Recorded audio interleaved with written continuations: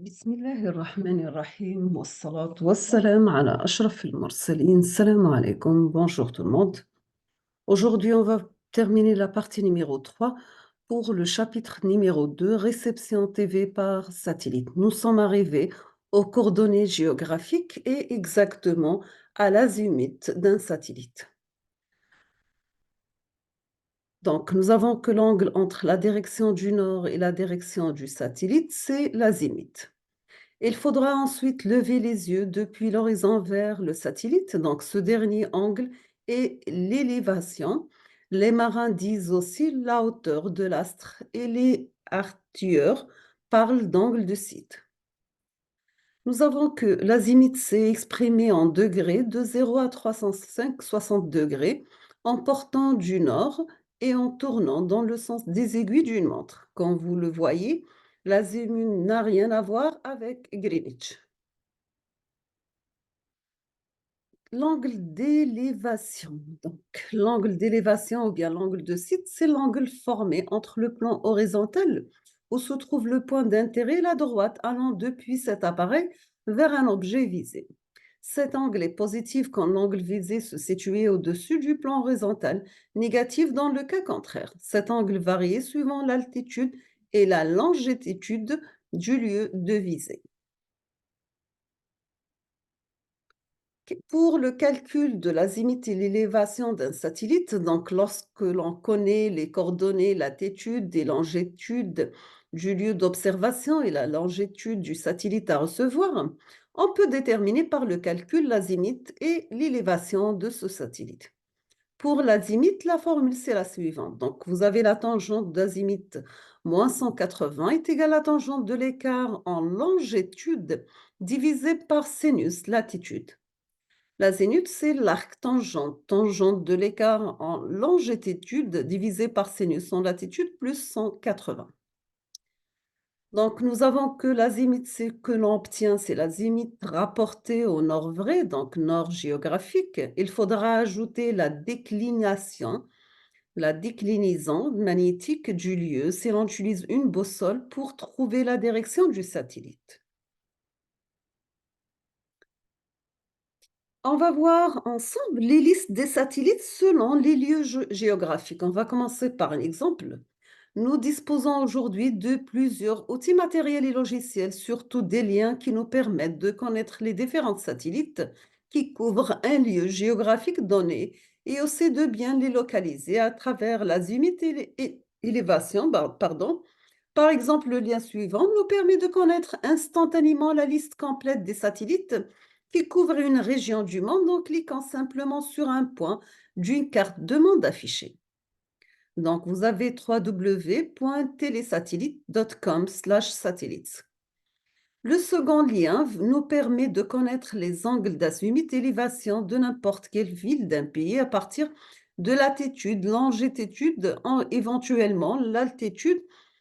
Par exemple, dans cet exemple, vous avez www.satsig.net Maps, pointage antenne satellite Algérie. Donc, nous avons sélectionné l'Algérie.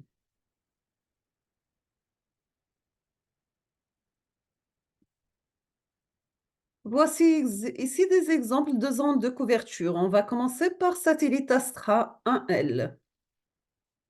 Donc, il est lancé le samedi 5 mai 2007 par une fusée aérienne 5 ECA.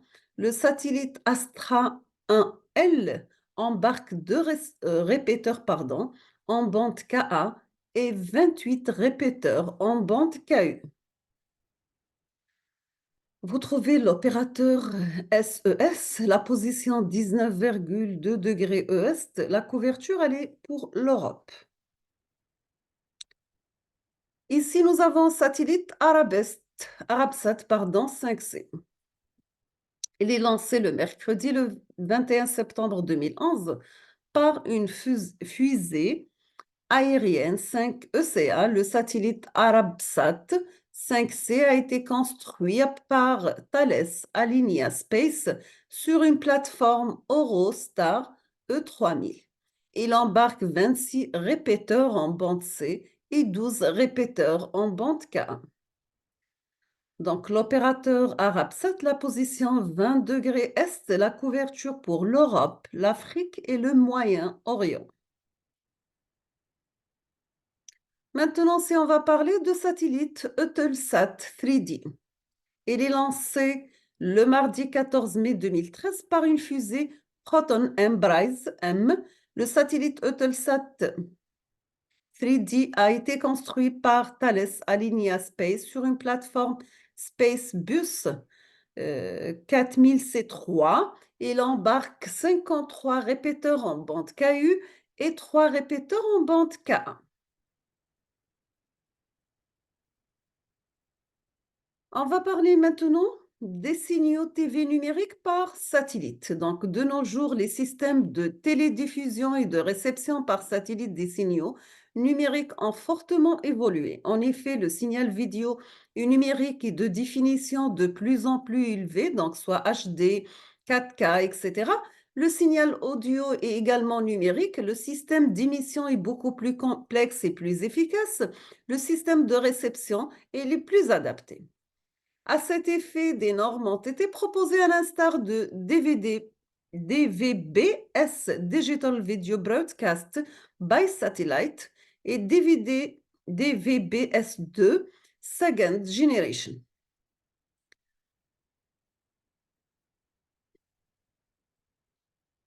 De nos jours, les systèmes de télédiffusion et de réception par satellite des signaux numériques ont fortement évolué. Côté signal vidéo et numérique et de définition de plus en plus élevé. Le système audio est également numérique. Le système d'émission est beaucoup plus complexe et plus efficace. Le système de réception est le plus adapté. On voit bien ici un schéma de principe d'un système d'émission, le DVB-S. Pour le DVB-S, cette norme utilise la modulation qui est QPSK, donc Quaternary Phase Shift Keying, avec des canaux relativement larges de 33 à 36 MHz. Un codeur correcteur d'erreur interne, dite de Viterbi, est utilisé pour corriger les effets négatifs de la réception par satellite. Elle tient compte des caractéristiques d'une transmission satellitaire et la bande disponible est relativement large de 26 à 36 MHz. Le canal est de type AWGN, Additive White Gaussian Noise. Le signal est fortement atténué et dominé par le bruit et la transmission, elle est en ligne directe. Voici les paramètres d'une chaîne DVB-S, donc codage vidéo, le MPEG-2, le codage audio MPEG-1, la longueur des paquets transportés 188 octets, polynôme de bruyage 1 plus x puissance 14 plus x puissance 15, les couleurs de RED Solom 204, 188, t égale à 8. Donc vous avez la modulation QPSK, débit par exemple de 23,7 à 41,5 mégabytes par seconde.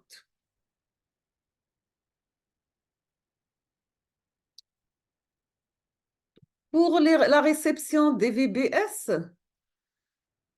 à la réception juste après le down converter effectué par la tête LNB, le décodeur connu souvent sous le nom de démo contient tous les circuits nécessaires pour effectuer la démodulation et le décodage du signal reçu, à l'instar bien sûr de la démodulation QPSCAM, du décodage interne en utilisant l'algorithme de Viterbi, des centres lassement externe, du décodage externe, de la réhabilitation du max multiplexage, c'est-à-dire du démultiplexage et décodage MPEG-2 de la source. Donc, voici dans cette image un décodeur pour une réception DVB-S.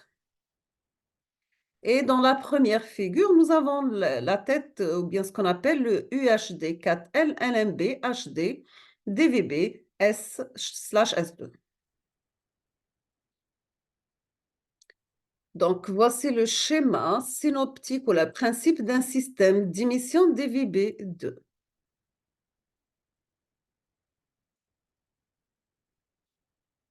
On termine avec une petite comparaison entre les deux normes de télédiffusion par satellite pour les standards DVB-S et DVB-2 S2.